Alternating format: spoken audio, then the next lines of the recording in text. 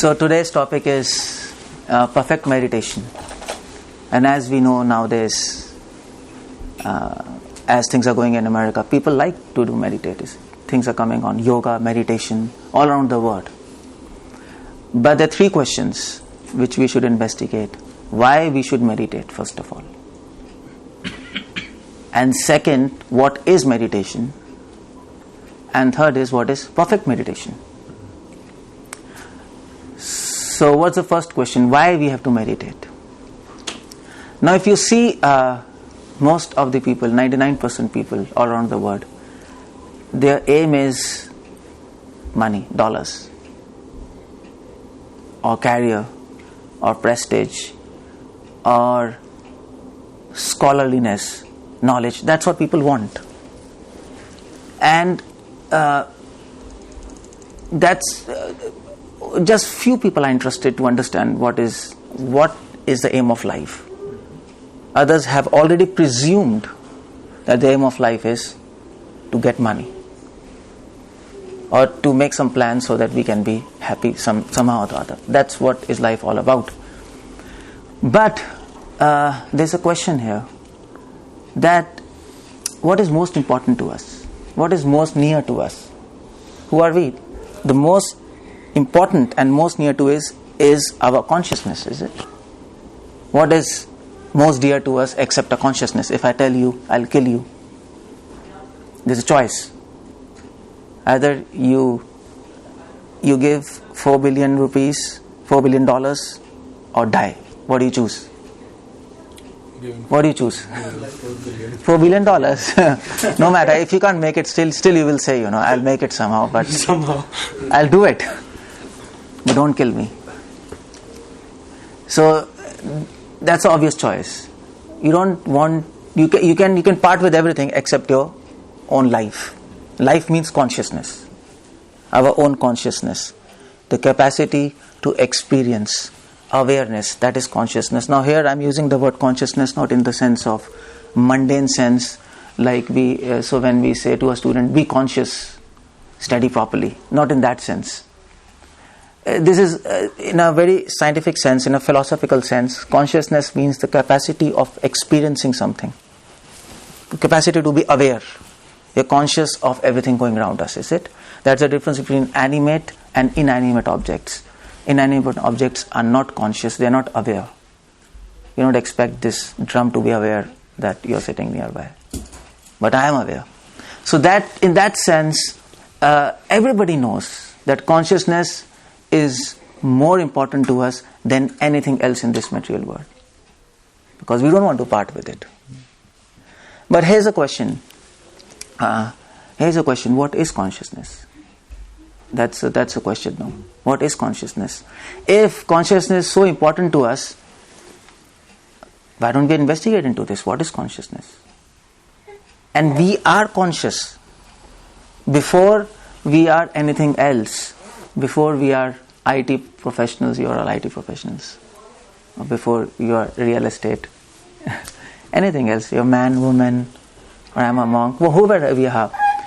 We are living and we are conscious, so we should know what is consciousness. That's the prime important question to all of us. Ludwig Wittgenstein, he was a philosopher. You know about that? Ludwig Wittgenstein he was a big philosopher. And he said, there are many questions in this world. You can question almost anything, no? We are questioning, we are answering. Our life is question and answers, names and forms. Okay, what do I want? You want this. Do I have to go to the program? Yes or no? You choose yes. Some people choose no. So it's question answer. But at the end of the life, at the end of all your inquiries, just two questions are important. You will end up just with two questions at your deathbed. That is, who am I? And what is the purpose of my life? If you don't figure out the answer to these questions, there can be problems. And you'll not be happy. So, what is consciousness? Whom should we ask? That's another question. Should we ask religionists, spiritualists, mystics, philosophers, theologians, theosophists, or scientists? Well, if you want to choose from all these categories, the obvious answer is first you want to ask scientists, no? You want to go to religionists or mystics or whatever. You want to ask scientists, because science means rational inquiry. Now, if you ask scientists what is consciousness, the problem with science for last 300 years is it had been ignoring the subject of consciousness. And there are reasons to this. Why we have been ignoring, as a scientist, I am a scientist, so why we have been ignoring this subject of, in fact, in our medical science, we are dealing with life every day, as in patients. But for a surprise, we were not taught definition of life. As a doctor, we should know what is life, but no definition of life. Let apart the subject of consciousness, that was not there in our books. Our books had diseases and medicine. That's pretty much. So you ask, go to scientists, okay, but scientists they had been ignoring consciousness because of some reasons. 300 years back, there was a person named as Descartes. You know Descartes? Everybody knows? René Descartes, French philosopher, and not exactly scientist, but French natural philosopher, let us say. They were called natural philosophy, science. So Descartes, he said, he brought this split. He said, okay, we will study things and matter and inanimate things. Keep the subject of consciousness for philosophers and church to handle. That was his premise. He made a divide between matter and consciousness. So we scientists will study matter, consciousness, give it to philosophers, mythologists, religion, let them study. Why it was like that? Because the problem was this science wanted to study objective things and not subjective things. Consciousness is subjective, no? But it's subjective. We experience something. You can't have an experiment to give an experience to somebody else, no? You can't do that. There's no experiment in science. Science doesn't have tools to give an experience to somebody else. You can experience your own thing, he can experience his own thing, but I don't have any experiment to pass my experience to you. That's not possible. That's not. Science is observation, experimentation. There's no experimentation. In fact, science came to a point where it was convinced that you don't need consciousness to understand universe. You don't need Newton's laws. Everything you can understand by equations. You don't need consciousness. Motion, time, velocity, force, acceleration. You can figure out everything. Einstein, you don't need consciousness. Theory of relativity, no need. So science came to a conclusion that, science would be much happy if there was no consciousness. Okay, because you can figure out everything. You can make machines, you can do everything. You ask Google, do you want to understand consciousness? No. You can do anything without consciousness. You don't need it. You can make cars, you can make phones, Apple. They don't need that. So they don't need consciousness to understand universe. So we don't need to understand it. Forget it. Is it? That's a natural conclusion. So 300 years we have been believing that, but now things are changing. Science is at a turning point in 21st century because the more they were ignoring consciousness, the more they were finding scientific evidences which they could not ignore because they were pointing out to the presence of consciousness. That is modern science. And for example, you see all branches, neurophysiology, quantum physics. Quantum physics actually it hints towards presence of consciousness. That's quantum physics all about, no? Quantum physics says that there is consciousness affects experiments, results of experiments. That's quantum physics. Neurophysiology, neurophysiological experiments, psychology, for example, Gestalt psychology, all of them are pointing out there has to be some force which you call as consciousness beyond matter. There has to be something within us which is making this machine move on. We are not machines. We are not machines who move with reflexes. There is life force. So that's science coming to conclusion.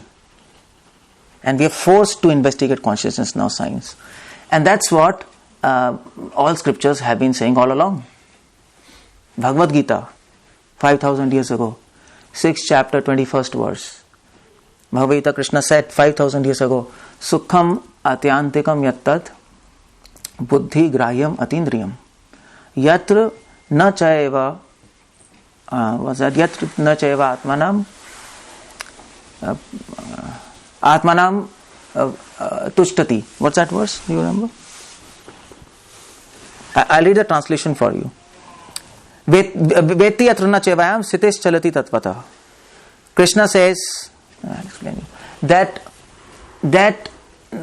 this consciousness cannot be understood simply by experiments. It's not possible. Science cannot understand consciousness. You know why? There's one more reason. Science can understand consciousness, but science cannot know consciousness. That's not possible. Like pain. You can understand pain, but you cannot know pain. You can understand pain. There are nerves. What is pain? There are nerves, C fibers. Nerves, we send signals to brain. There might be a region of brain in brain, no? Limbic system, hypothalamus, and you feel pain. You can understand everything about pain. But what about experience of pain? That you cannot have just by understanding everything. You have to experience yourself, is it? You can, entire life you can study what is this color orange. We were talking about orange. You can study. But if you have not seen this color orange, then you don't have experience what is orange. What is the orangeness in orange color? You understand? You can't understand. And that is what now philosophers are coming to this conclusion. There's a philosopher, David Chalmers. I'm going to San Diego. Probably I'll meet him if he's there. He has come up with this concept, with this hard problem of consciousness. There's a problem of experience. You can understand consciousness. You can understand link of consciousness with the brain. You might also understand what areas light up when you are conscious. When you're experiencing, maybe this area light ups, this area light ups. But what about the experience of consciousness? What do you do with that? No machine can do that. You see? So that's the problem there. And that is a role of, that's what Krishna says in Bhagavad Gita, 6th chapter. Buddhi grahyam atindriyam. It is beyond, and experience is beyond understanding. Is it? Love you can understand. You can read the entire novel about some, what can we say, a romantic novel about a boy and a girl. But yet, just by reading novel, you don't fall in love with that boy or girl. You have to fall in love to love. Just by reading, you can't get it. It's not possible. So that's what Krishna says. Buddhi grahyam atindriyam. It is beyond the level of buddhi, understanding. To a certain extent, you can understand. So Krishna says in Bhagavad Gita, Vetti yatra na chayavayam. You cannot understand that. For that, you have to experience. And for experiencing, here comes the role of meditation. You see? That's the role of meditation. Science can help you understand, but science cannot help you to experience. Meditation can help you to experience consciousness. Now Bhagavad Gita says, what is consciousness? Sukham atyantikam yattad. Bhagavad Gita says, consciousness is full of knowledge and bliss. See? So when you know you're conscious, when you know your consciousness, you become full of knowledge, full of bliss, satisfaction and peace. It's okay? You understanding what I'm saying?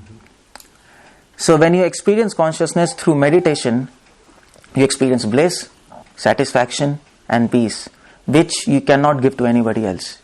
Everybody else has to figure out themselves by doing meditation. We can speak, but you cannot figure out. No, if I have pain, I can say I have pain, and you know I have pain, because if you don't know I have pain, you can always argue, prove me that you have pain.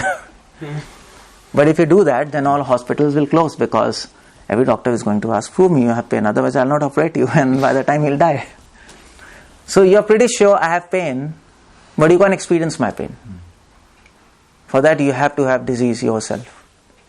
So that's, meditation cannot replace science. Science cannot replace meditation. Science has a limit, atindriyam. It can understand but cannot experience. So this is why we must meditate. If you don't meditate, you don't know what is consciousness. If you don't know what is consciousness, which you are, you can never be happy, you can never be satisfied, you can never have bliss, you can never have knowledge, because consciousness is full of knowledge and bliss. And if you don't have knowledge and bliss, you have no knowledge and frustration. That's all, is it? That's why people who meditate, all around the people who meditate, they are more peaceful and satisfied, is it? People who don't meditate, they are not peaceful and satisfied because they are not in touch with their consciousness. There are many scientists who are doing research on consciousness, but yet they are frustrated and not satisfied because they understand, but they do not know it. They don't experience it. You understanding? There's a difference between both. And if you don't know consciousness, if you don't know what it is, if you don't experience the bliss and satisfaction of consciousness, you'll be looking for bliss and satisfaction outside. Is it? If you don't experience it inside you, you look outside. And then you try to find the same bliss and satisfaction in money, in friends, in Facebook. This is Facebook. In WhatsApp, or whatever you want. But Krishna says in Bhagavad Gita, in the search of happiness outside you, you become slaves of people and objects. That's what is happening. If you really think about it, is it? We are becoming slaves. We are not becoming free.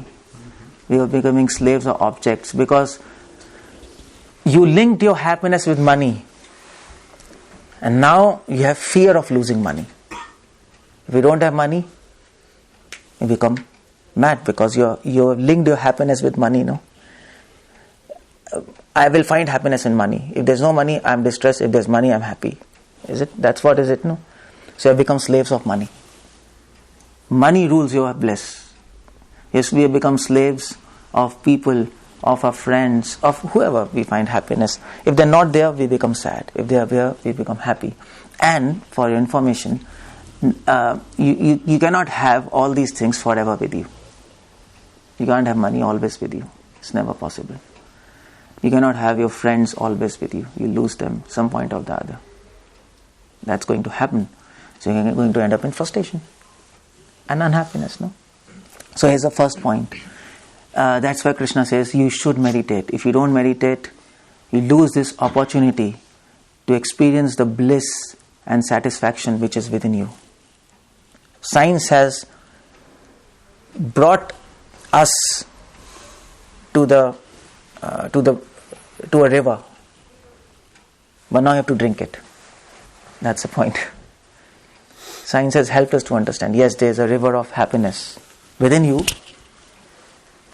We are now convinced through science, but it can't make you drink that water. Now you have to drink it. So people meditate. This is first thing, you have to meditate. And the second point is, science has also helped us to understand second mystery of consciousness. The first mystery of consciousness is that it is full of bliss and knowledge. That's conscious. There's something consciousness beyond matter. The second mystery of consciousness is separate from matter. And that's what science is coming to conclusion now.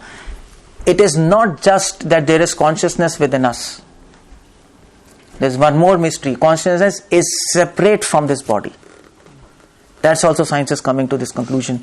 There are many researches going on all around the world.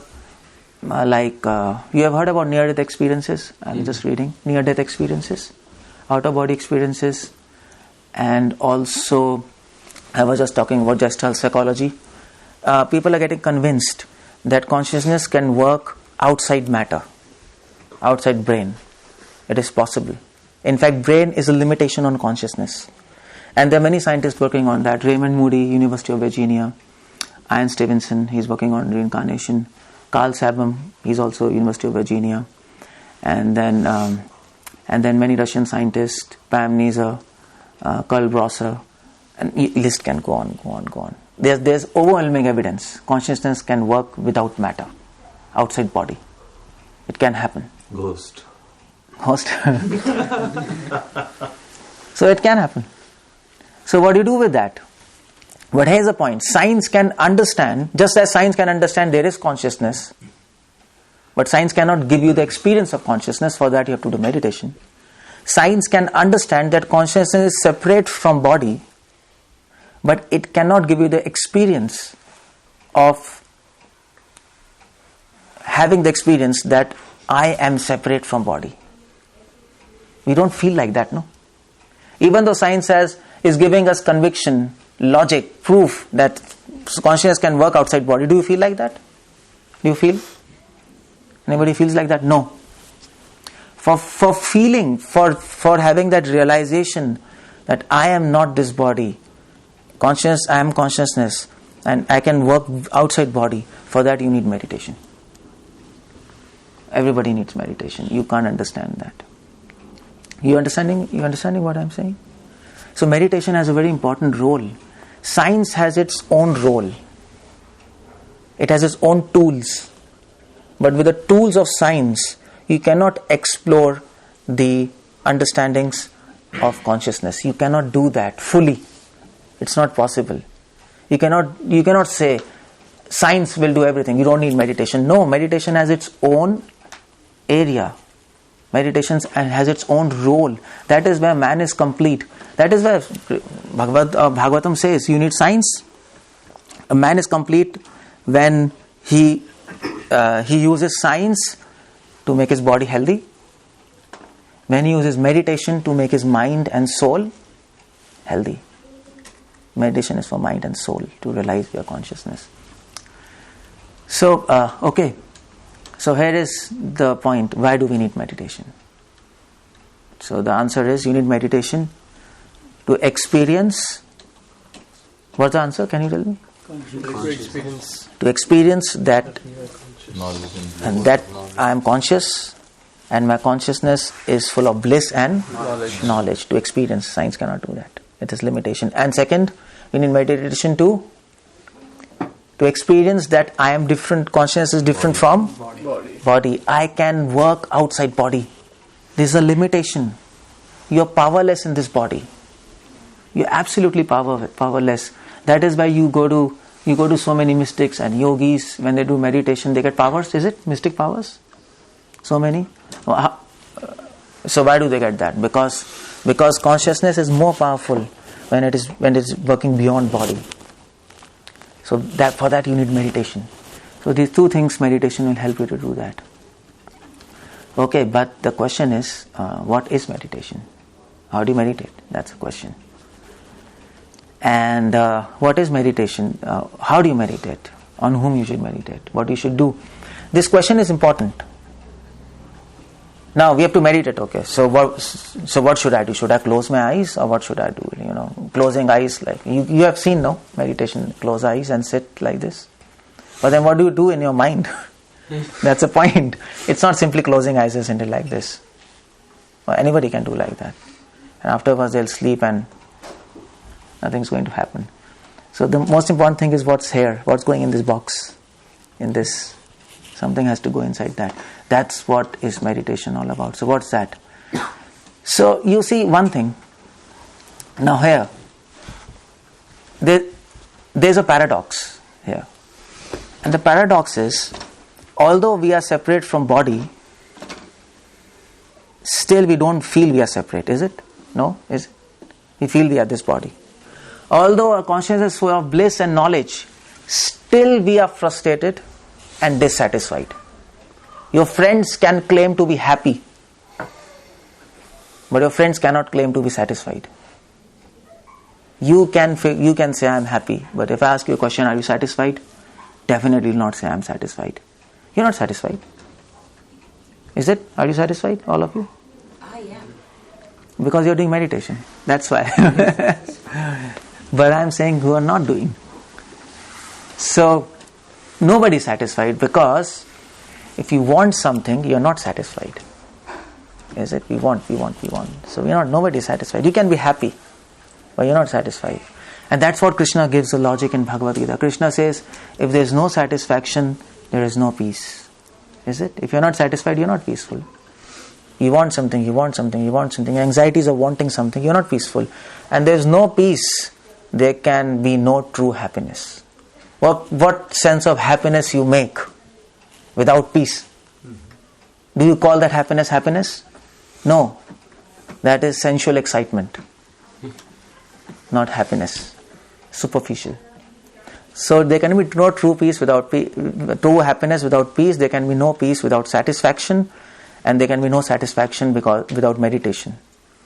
Because without meditation, you don't access the bliss and knowledge of your own consciousness. You're looking bliss and knowledge outside in this world. And you're linking your bliss and knowledge with objects, with people, which will not always be there with you. You're understanding the logic? So, what do? What should you meditate upon? So here's the point. The point is, okay, can you close your eyes and can you feel that you're not this body? Can you feel that? Can you forget yourself? Tell me. Can you forget yourself? No. Is it possible? No matter how hard you try, you can't. No. You can't. You can't forget yourself. Is it? Everybody? Yes? Yes. Yeah. But here's the point, here's a paradox. Every night you forget yourself. Deep sleep. You forget 6 hours, not just 1 minute, 2 seconds, 3 seconds. 6 hours, 8 hours, 10 hours, you forget yourself. Smritir jnanam apohanam cha, that's what Krishna says. So, you don't want to forget yourself. Who wants to forget himself? Do you want to forget yourself? You'll be put in hospital, amnesia. Your memory loss, You want to forget, but yet you're forced to forget yourself when you sleep deep. But when you try to forget yourself, you cannot. So that's what Bhagavad Gita says. Sometimes you can understand something by common sense, not by philosophy, not by science. You don't need experiments to understand everything. You don't say, prove me scientifically. No. It's a wrong question. You need some common sense. That's the role of philosophy. And Bhagavad Gita philosophy, Krishna says, yes, so there is a power which makes you forget yourself. Is it? There's a higher supernatural, there's a higher superpower, there's a super consciousness besides consciousness in your body, which is making you forget yourself. Because we don't want to forget. Is it? And forgetting ourselves is very bad from the point of view of evolution. You can imagine? Evolution, according to evolution, favorable traits survive, no? You know of evolution, everybody of you. And unfavorable traits, which are bad for survival, it gets eliminated. That's evolution, is it? So according to evolution, forgetting ourselves is very risky in the survival of existence. If you are in a jungle and if you sleep for 6 hours, you forget yourself, you become a predator. A predator, what is a predator? Or maybe whatever. You become Prey to the prey to the predator. That's what the point is. You become prey. So the question for scientists is, first question is, evolution cannot explain what sleep. Second question is, when you sleep, why do you forget yourself? This is a big mystery, because evolution would have long ago wiped off this trait of forgetting ourselves. It should have. It would have been so nice if we would have been sleeping, yet we would remember ourselves, isn't? So we can protect ourselves. Many mammals do that. Dolphins do that. Dolphins, they 3 hours their half brain sleeps, 3 hours their other half brain sleeps. You know this? Yeah, dolphins when they sleep, one eye is closed, one eye is open. They can see everything. So half body is sleeping. And then after 3 hours, this because you can become prey to so many predators in the ocean. So it helps in survival. That's evolution, no? Or humans. Humans is the most evolved species, most complex species, and you have a trait which is absolutely cannot be explained by evolution. Is it? Nobody understands. But Bhagavad Gita says the answer. Why do you forget yourself? You don't want, but you're forced to forget yourself. That is the work of superconsciousness. That is what we call super soul in the heart. So there are two things, consciousness and superconsciousness. Who wakes you up? Superconsciousness. Yeah, or you've forgotten yourself 6 hours, you don't wake yourself. Because you have forgotten yourself. Otherwise, how can you wake yourself? You have forgotten your bed, you have forgotten yourself, you have forgotten the entire reality. You can't wake yourself up if you are deep sleep. You can't do that. You can say alarm clock is waking me up, but even if you don't have alarm clock, you will wake up anyway. Until unless you are dead. Who wakes you up? Super soul. So that's what 13 chapters speak. Kshetram cha api mam vetti sarva kshetreshu bharata. Krishna says, Kshetragyam cha api mam vetti. Know that I am also residing in the heart. God is residing in everybody's heart as super consciousness, a force, super soul. Besides us, we are conscious, we are consciousness, there is super soul consciousness. And so just like, so when you do meditation, you have to meditate on super consciousness, on super soul. That's what all scripture says. Because without the help of super soul, no matter how hard you do meditation, you will not be able to forget yourself. What is so difficult when we are awake, it's so spontaneous when we are sleeping. So you need help of divine power. You need help of super consciousness, which is making you forget yourself. But the point in sleep is, you forget yourself, you forget everything. But meditation is like sleep. That scripture says. It is like sleep, provided the only difference is you're conscious. That's all. Your body is at complete rest, but you're conscious within. So you can't differentiate between a sleeping man and a man in a trance. You cannot. Externally, because both are sitting, they don't move. But internally, one is conscious, one is not conscious, one has forgotten himself. So everybody, even yogis, they take help of God, super consciousness, super soul, to actually realize their own consciousness. And that's what Patanjali Sutra, if you read Patanjali, you know Patanjali Yoga? You know Patanjali Sutra. So second chapter, Patanjali Sutra has four chapters, Samadhi Path, Sadhana Path. In the second chapter, Patanjali says, Ishvara Pranidhana Aniva. It says that you need help of divinity to have that experience of your own consciousness and have this experience that you are not this body, to forget your body. You understanding? So meditation, what is meditation? Meditation has to be done on God, which is called as super consciousness, super soul, divinity, whatever you call. And who is that God? That's another question, Okay, fine. What do you do? So here comes the role of religion. So from science to spirituality, from spirituality to religion. And religion informs us, okay, here is God. This is God. Who is God? Bhagavad Gita says, Krishna is God. All scriptures, all Vedas, Bhagavad Gita says, one of the name of God is Krishna. Krishna means all attractive. Is it all attractive? God is all attractive. He is perfect in knowledge, in renunciation, in beauty. So he is all attractive. He is called as Krishna. It is said in scriptures that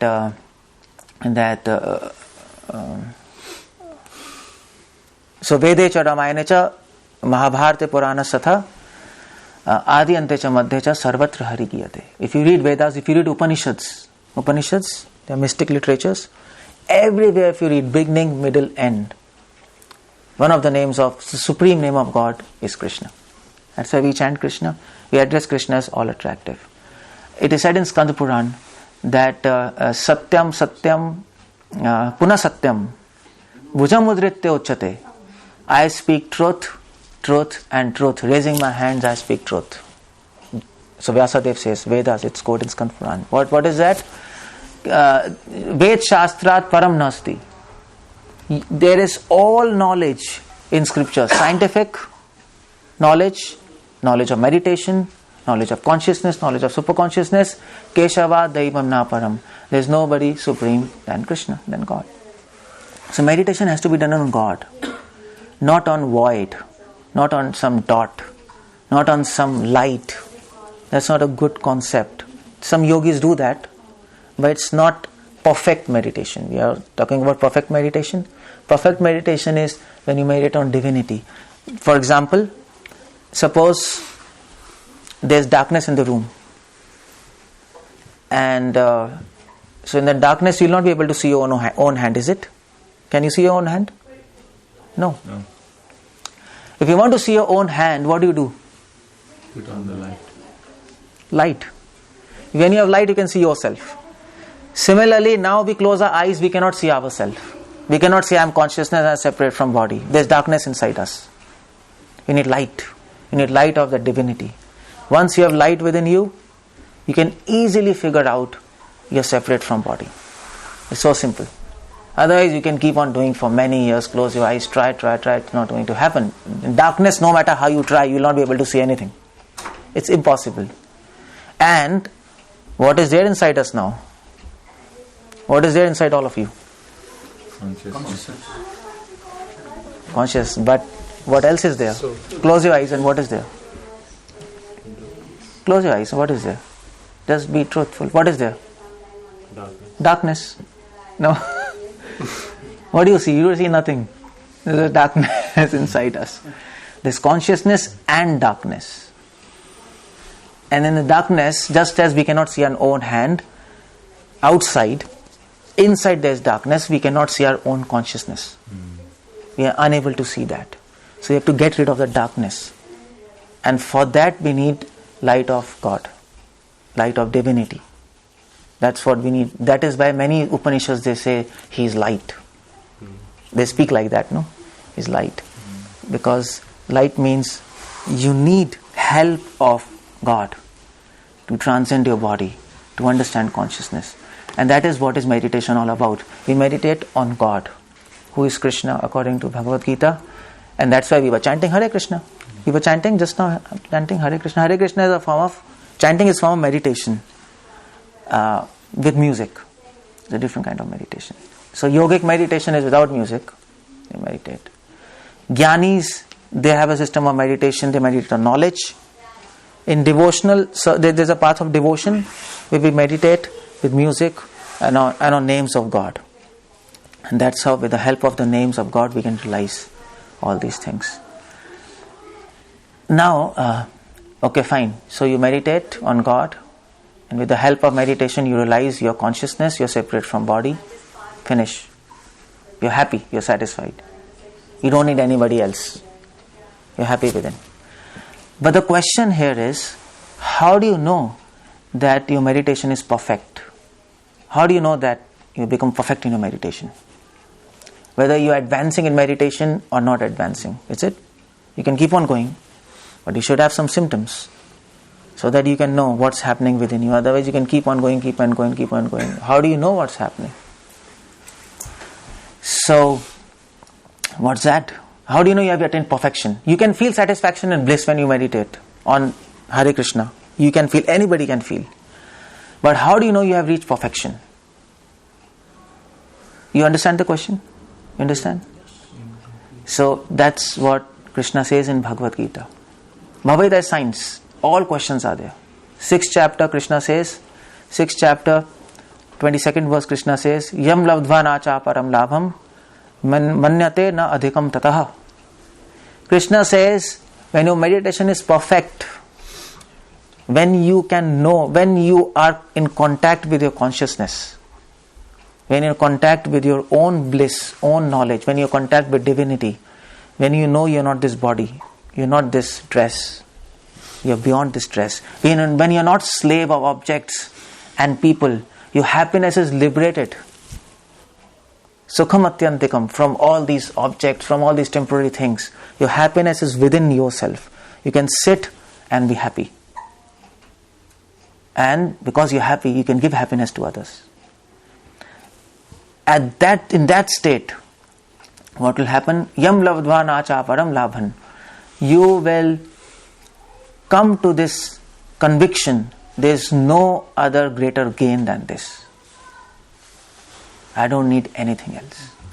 Even if I am a pauper, I have no money, I have no food, I have nothing, still you will be happy because you will come to this conviction, this is the greatest gain I have got. Everything else is okay, it doesn't really matter.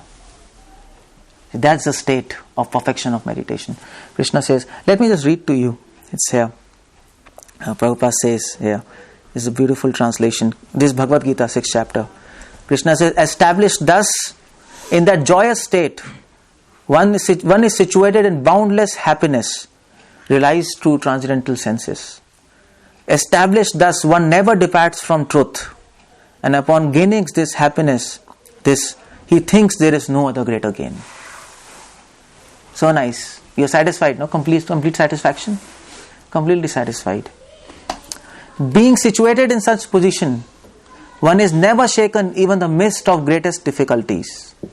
Yasmin sthita na dukhe na guru na api vichalayet. No matter how many problems will be there in your life, and there will be problems. You can't say, I'll be problem free. It's impossible. You can plan whatever you want, but still problems will come.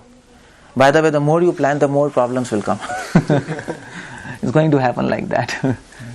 We have proof. This, is it? Yeah, proof? Okay, fine. See, everybody knows. This word is like, what's that? Daldal, what's it called? Quicksand. Quicksand. The more you try to get out, the more it will suck you. It's going to happen like that. You bring out one solution to one problem, and that solution will lead to 100 more problems. That's going to happen. And wise person is like that. Wise person knows the reality. A fool, he can hide his face from problems, but yet problems will be there. You know, that example is given. Ostrich. You know, ostrich, what ostrich does. If a lion comes, ostrich hides his face in the mud. Okay, there's no lion, there's no problem, but there is lion here. Hiding your face doesn't help you. You have to tackle the problem, not run away from the problem. And the solution which we are now using to tackle our problems of frustration and unhappiness, those solutions are not going to work. Because just now I told you, those solutions are you're looking bliss outside yourself, and that's not going to work. It's going to become more problematic. Who has become happy by earning money? Tell me one person who has become happy by earning money. No one. Tell me Bill Gates? No, definitely not. Nobody has become happy by earning money, because by money you can have some enjoyments of life, but you can't be happy. I defined happiness as peace and satisfaction of mind. No, you don't have peace and satisfaction because money brings with itself 18 problems. Not 2, 3, 4, 5, 18 problems. You don't know that? You thought dollars will help me. No, it's a full package. You get a package. You can't avoid that package. You can't avoid. What are those 18 problems? So that Bhagavatam says, the first problem money brings is fear. Fear of losing it. Once you become a millionaire, you have to remain a millionaire. And you struggle to remain a millionaire because the next day you become less than millionaire. Your friends will say, what happened, you know? What happened? Your prestige goes down. So that the stress of maintaining your level is a big stress. That's a very fearful situation, no? So in other words, if you're a pauper, you're more happy because you don't have the stress to maintain your status quo. You don't have that. So fear comes. Fear of losing money. Struggle comes. You have to earn more money. There's struggle to earn money. No, money is not flying in air. Greed. You take 1 million, you want 2 million. You take 2 million, 3 million. It never ends. 3 million, 4 billion, billion, trillion, zillion. What's after that? I don't know. It will not end. So you get greed. And fourth is you get enemies. Your friends become your enemies. Your own relatives become they can kill you for money. That's what happens, no? All movies they show, no? When the person was poor, he had so many friends. When he becomes rich, same friends become enemy. You know why? Because when you're poor, your friends are your friends.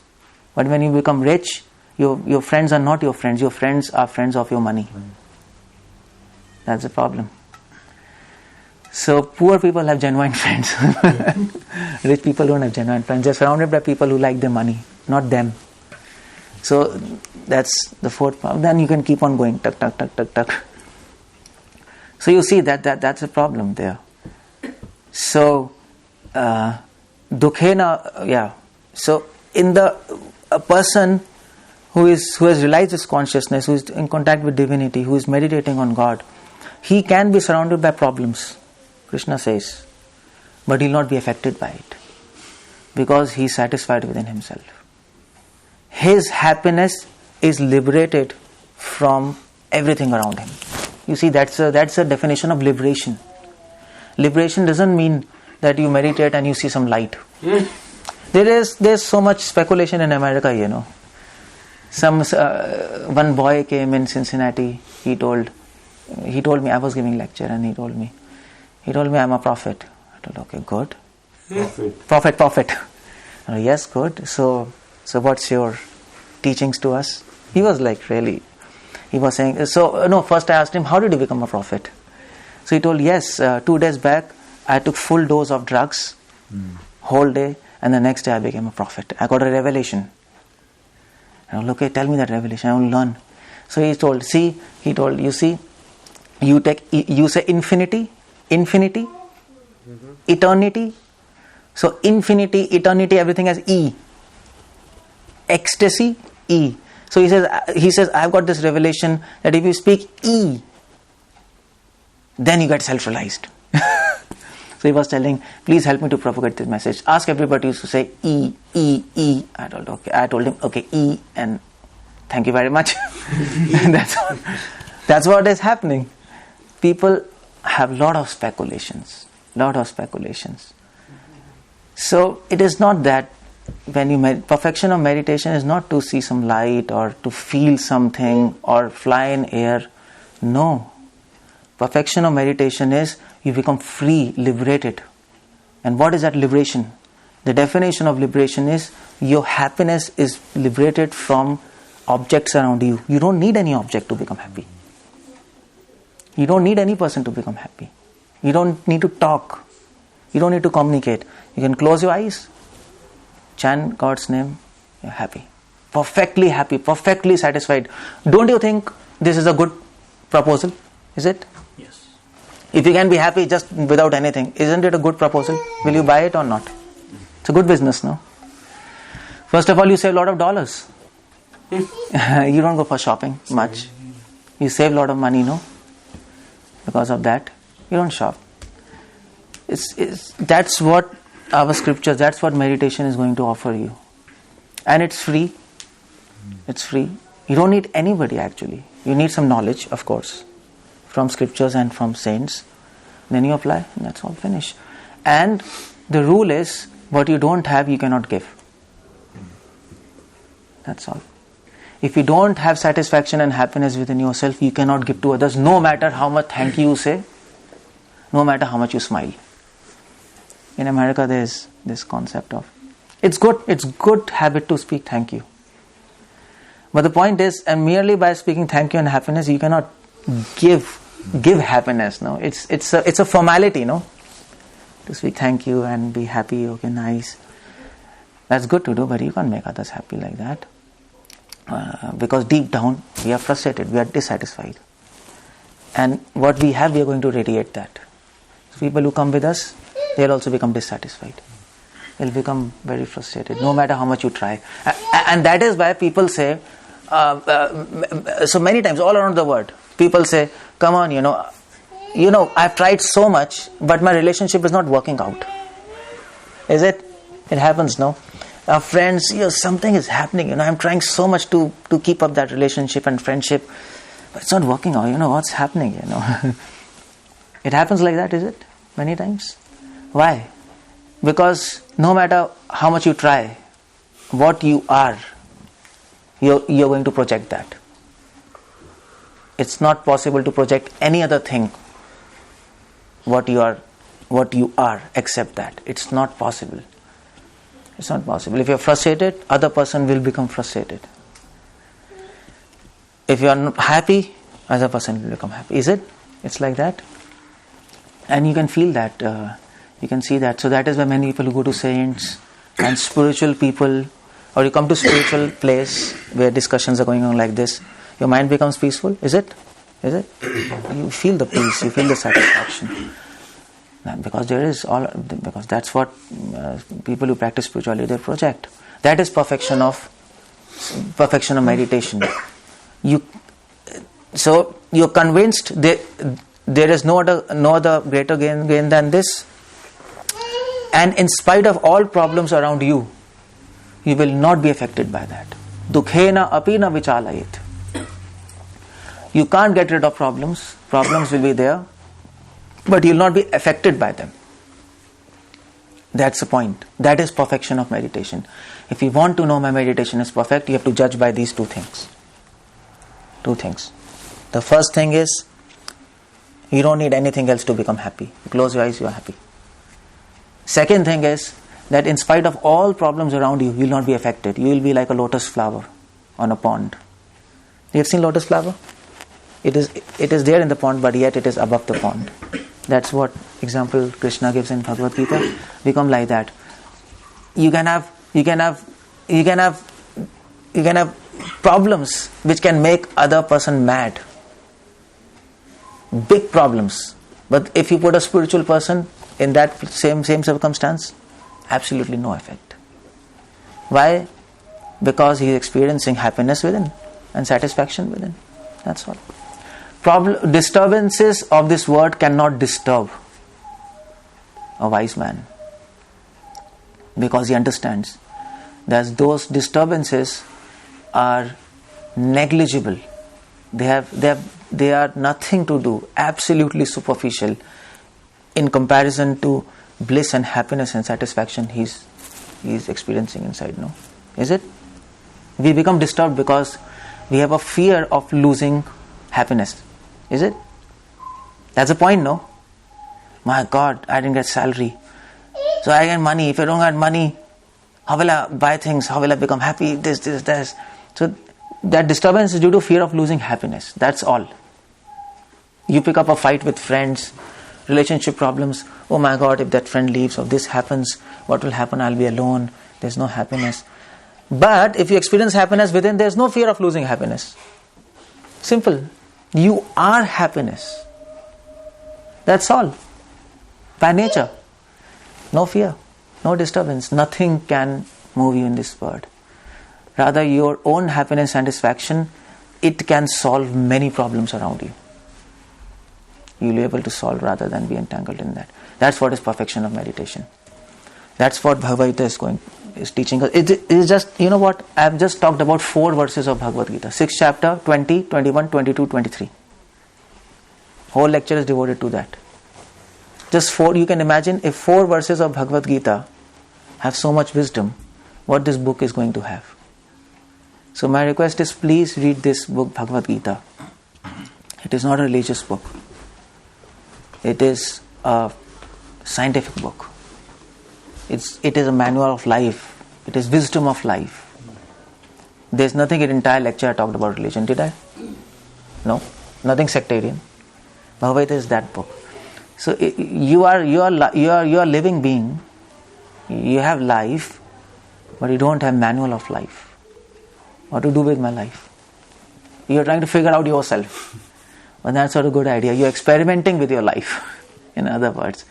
And experimentations, generally they fail.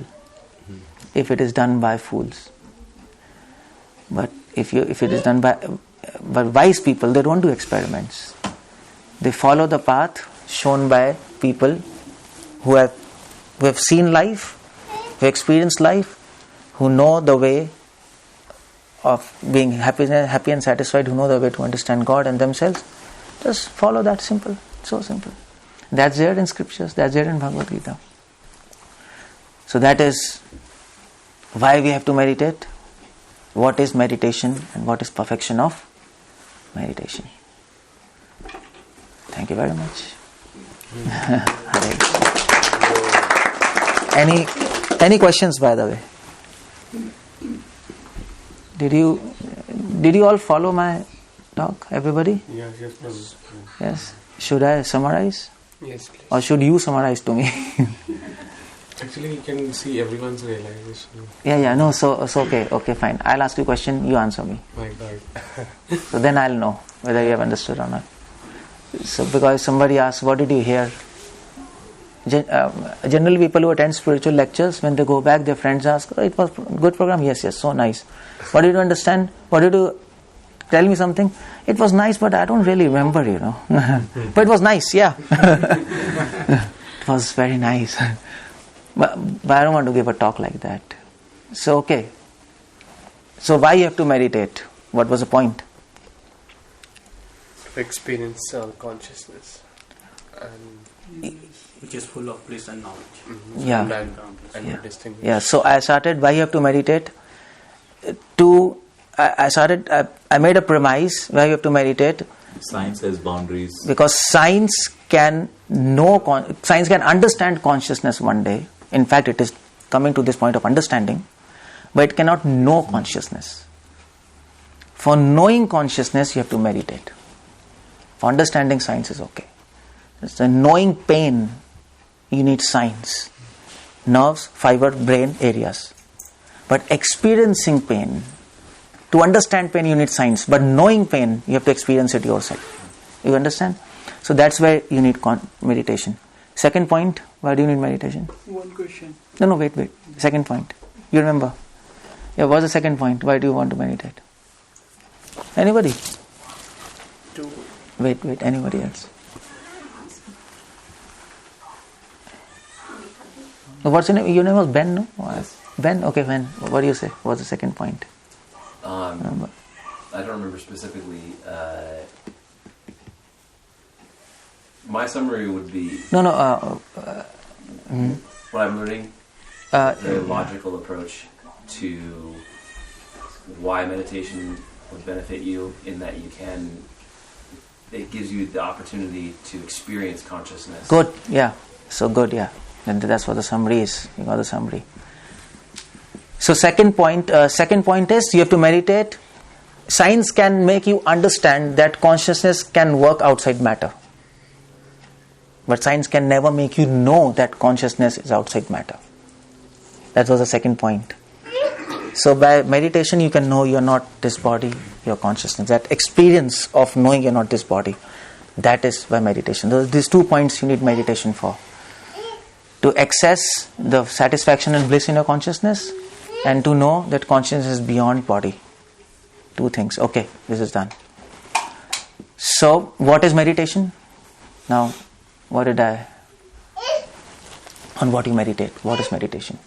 Krishna. Yeah, so to answer this question, what is meditation, you have to bring the concept of superconsciousness. Is it? Because we have consciousness, but at the same time we have also darkness within.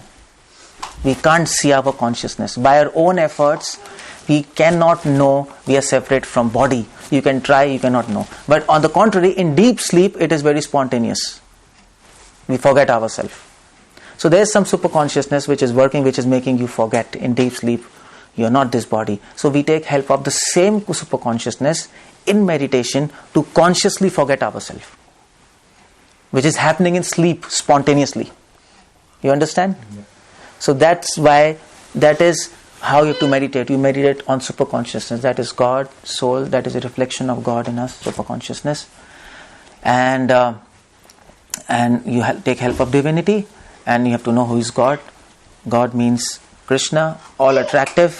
When you meditate on Him through His holy names, then you can slowly realize you're not this body. You go beyond this body. And you experience that in your conscious satisfaction. Okay, how to meditate? It's done. We're chanting the holy names of God and understanding scriptures, understanding Gita logically and scientifically. You have to have a logical explanation, otherwise there's no conviction. And what is perfection of meditation? How do you know you have reached perfection? To be complete. Yeah. You don't need external. Yeah.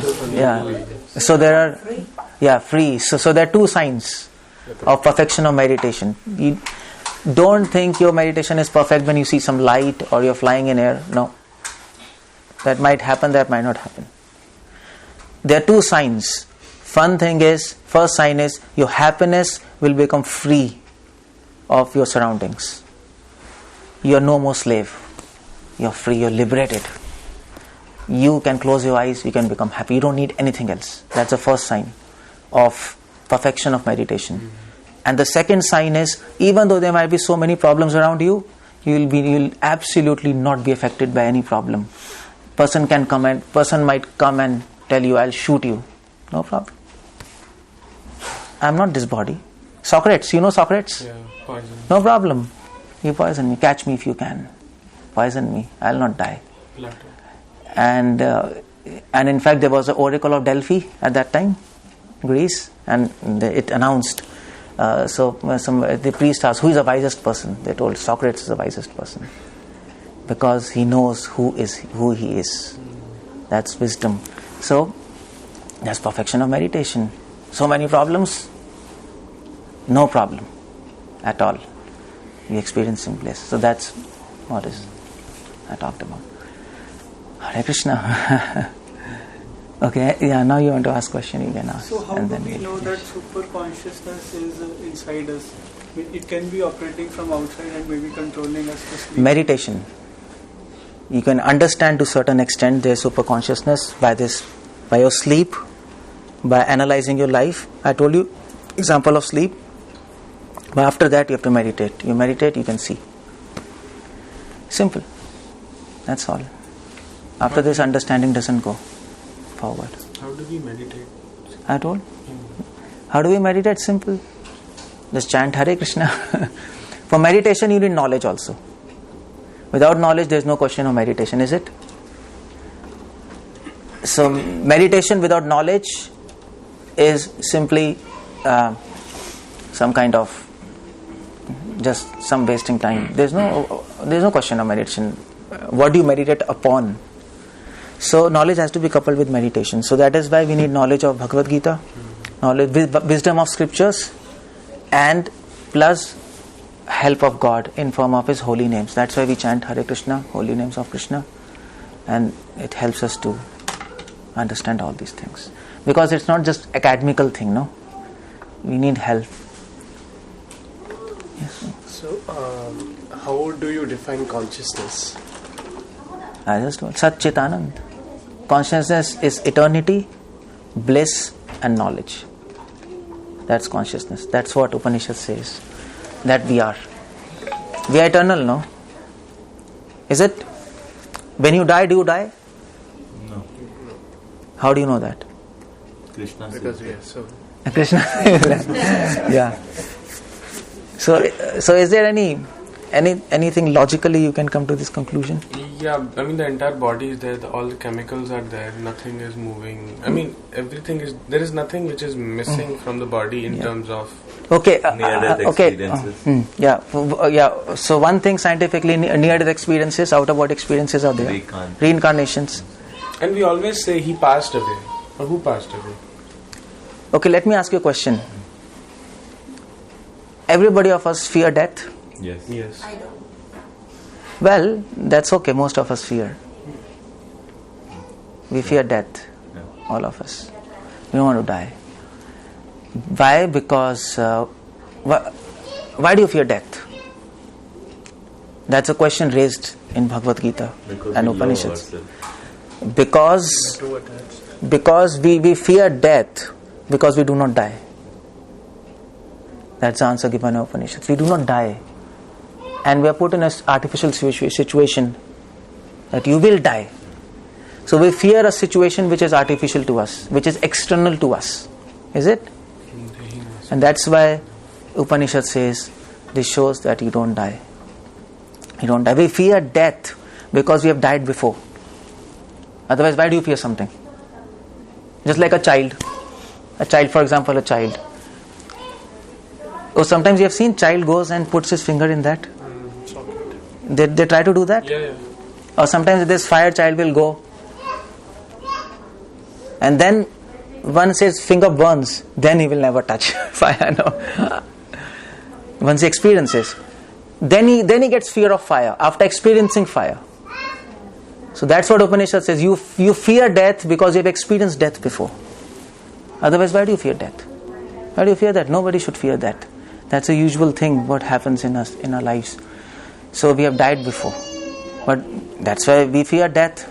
But if we have died before and we are living now, then this means we don't die when you die. That's how Vedas and Upanishads and Bhagavad Gita develops logic. This is philosophy of scriptures. It makes sense, all of you? It makes sense, no? Yes. Makes a lot of sense. Why doesn't it make sense? It is sensible thing. Because if I died before so many times and I'm still here, why do I fear death? I don't. You don't, because probably you're meditating or doing something. I don't know. You just not told you're meditating, no? I meditate a lot, but I So don't then, fear death. so then that's okay. So it's the power of meditation. That's what I'm telling them. Meditate and you are out of fear of death. You fears. I also don't have. Because we know we are not this body. No problem. That's okay. If you can't die, why do you fear death? So that's the point. Okay, so what's your question? I forgot your question. I don't know what I'm answering. Okay, I told you. So eternity, knowledge and bliss. So that's the characteristic of soul, right? Yeah, you are that. You are that. Say Eternity, soul is a consciousness and symptom bliss. of consciousness. Yeah, so yeah, you are that. Yeah. When we are working, we cannot meditate. What's the way? Yeah, so please don't meditate when you work. Otherwise you'll be out of a job. Don't do that. It's bad to do that. When you come home, then you do. Don't do that. Who is saying? When you work nicely. When you meditate nicely. But when you work, then you meditate. And when you meditate, then you work. Then that's a problem. So they are two different things. Work is to maintain your body. Meditation is to maintain your soul. Both things you need, no? Is it? So that's okay. Simple. Prabhupada says it's simple. That's all. So in the interest of all of us, you mentioned about this box. This is a box, yeah. So it's a funny box. I think he was also asking something on those lines. Like when you do meditation, when you do chanting, what you should do in this box? Simply just say with your tongue, or yeah. So just now 5 minutes we'll chant now Hare Krishna mantra. So you have to just close your eyes and meditate on the sound. Yeah, just meditate, and you should feel that you are with God. That feeling should be there. You should feel close to divinity, because holy name is God Himself, and then automatically you will realize everything. You will see. You will get that experience. You will get that experience. Simple. So just a minute. So if you have, do you have something to eat now? Yeah, we have prasad. What do you have? Sweet? We have Rasgulla. yeah, you can use for example Cake. Okay, you have cake. Okay. जिन्होंने बनाया उनसे पूछा. Okay, fine. Today is His Grace Keshwaran Prabhu's appearance day, what we call birthday. So we are celebrating that. We have cake. Oh, cake. Oh, okay. Yeah, it's my birthday. I took birth. I'm eternal, but I took birth. One day. That's okay. Thank you for that. Thank you. But, so you have cake. So if you want to understand the sweetness of cake, what do? You analyze it, take to laboratory. It's simple, you eat it. That's all. So that's all. So when you chant, you hear it. And immediately you can realize that there's bliss, knowledge and eternity within you by the power of holy name. That's all. Finish. It's not a big thing. Just chant, do that, and you'll realize what's the big thing. So I was giving a lecture in Michigan, Ann Arbor University. So there were many, because I preached to scientists, so there were physicists, chemists, and they were sitting all. So I told them, see, you are scientist, okay, fine, I'm also scientist. So let's do experiment. Okay, you don't believe in meditation or whatever it is, whether it works or not. Let's do an experiment. You do this, you chant this holy names, follow this process for 6 months. This is science, no?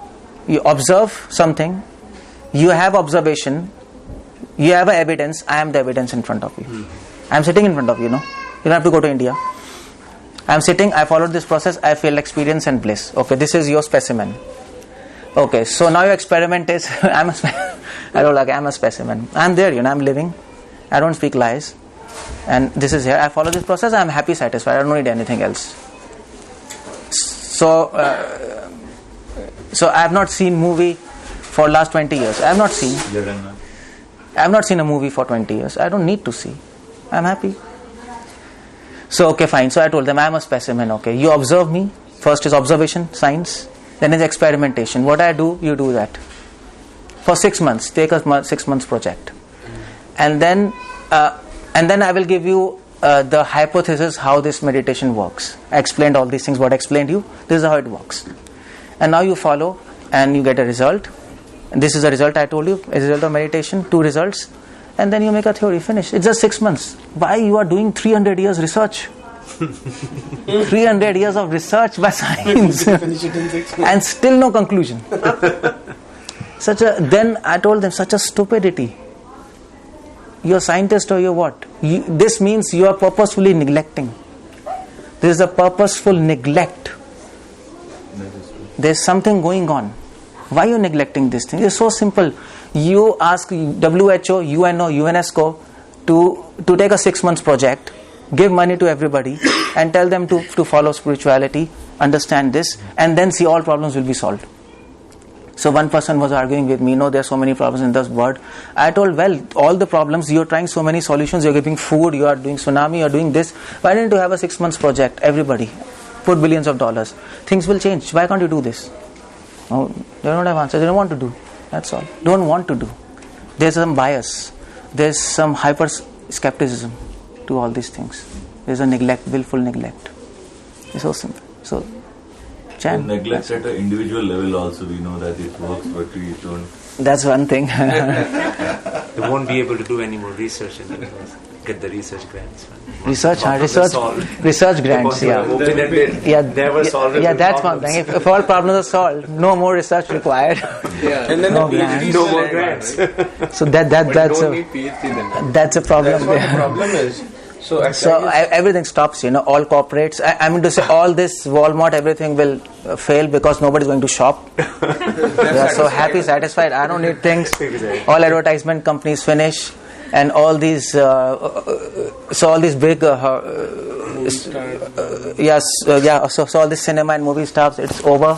Their profession goes out. And all this Google, Apple, they are out of the profession. Nobody's going to bang their appliances. No, we don't need to change models, That's okay. This thing works. And all the big, all the big hospitals and this medicine companies, they'll also go out of their business because nobody's going to become diseased. All diseases starts with mind. That's what Ayurveda says. That's what Bhagavad Gita says. And if your mind is happy, you don't become diseased. There's one solution for cancer, and just one solution: meditation and spirituality. If you are happy, your cells are happy. If your cells are happy, they don't revolt. Cancer is a revolt, no? It's a revolt by your cells, is it? They revolt. They grow out of proportion. It is a revolt in your body. There's a revolution. I'm not going to listen to this person now. That's all. He's putting all garbage inside me, else, all kind of food, nothing is dysregulated life, nothing, his mind is frustrated. So they become frustrated, and then cancer, abnormal growth, nothing normal. So all hospitals closed, no disease, finished. So you're right. That's why I don't want simple solution. You know what? This thing happened practically with me. So in Bangalore, I went to few of devotees. So we went to de-addiction camp. You know de-addiction camp? De-addiction camp? Rehab. Oh, here you call fine. Okay, rehabilitation camp. I went there. So all drug addicts were there. So we told them, okay, fine. We told them we'll chant this mantra, let them meditate, and they are addicted to drugs. They are finding happiness there. When they meditate, they will find happiness within. They leave drugs because this is more happy. So we did for 6 months, and everybody was becoming cured. All drug addicted people, they were like out. And after 6 months, they stopped us. They told, no, we should not come. Then we asked, what happened? So then that person told us, what? Genuinely, I want to tell you that if everybody goes out, our hospital closes, so better don't come. Genuinely, they told. Yeah. And they told me because by profession I am also a doctor. So I told, if you speak a lie, I am a doctor. I am in this field for so many years. I know what's going on. So better tell me the truth. So he told me. So anyway, forget about all those. Let's perfect our lives. Let us use this knowledge and perfect our lives. That's wise. If you can't change others, no problem. Change yourself. And if you change yourself, then you will be able to change others. That's how things go. Okay, so can I have one last question? Yes. Yeah. So I just want to understand, how does this meditation works? How does it elevate your consciousness? How do you feel a joy about that? I know it works. No doubt about that. Just I told. But what happens internally, scientifically? Oh, simple. I just told. When you chant the holy names of God, by the power of holy names, by the light of God, that power, we can see in ourselves the darkness. You were in the lecture? Yeah. I was. Okay, fine. So that darkness, you can see within. When you can see within, you can see that you are separate from body, your consciousness. That's what I was explaining. And when you know what is consciousness, then you know that you are full of knowledge and bliss. When you come in touch with that, finish. So there is some light which comes to you and you feel. The light means God. When God, in the form of holy name, comes with you, you can see everything. When you can see everything, you come in touch with your consciousness. As soon as you touch your consciousness, you feel bliss. Because there is bliss there. Just like as soon as you touch this electricity, your current. So now because there's darkness, we can't navigate within ourselves. There's mind and intelligence also, no? So mind is saying something, intelligence saying something, there's consciousness, there's darkness, we can't navigate within ourselves. When you close, you're confused what to do. It's all darkness. So when you chant holy names will go through your ears, God will be there. When God is there, there's illumination. When there's illumination, you can navigate through your mind, through your intelligence, through your false ego, you can go and touch your soul. As soon as you touch your soul and consciousness, you become happy and satisfied. That's all. So we'll chant now. Please. What was the sloka number you told? 6 chapter 20, 21st, 22nd, 23rd. That's what is. Thank you very much for hearing, and please, you can, all of you.